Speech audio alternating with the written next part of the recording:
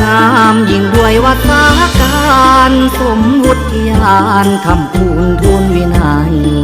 ปัญญาพิสารเดชบุญสมภารกว้างไกลปริยัติเด่นในคณะอาทรแก้วบวรล้ำทรงองค์คุณงอกงามนามบุญวิสิตปุณบันดาลองค์ราชาเทิดไทยไพศาลถวายเทพสิทธาจารย์เหลืองลำของฟรี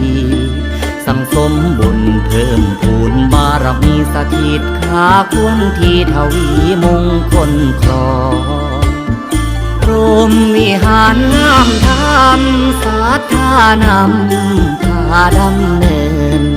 พระพุทธวัดพระพุทธมนต์จำเลินหลวงพ่อเจ้าคุณก้าวเดินควรเส้นสมที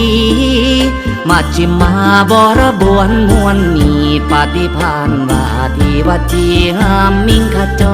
รวัดของตนช่างนา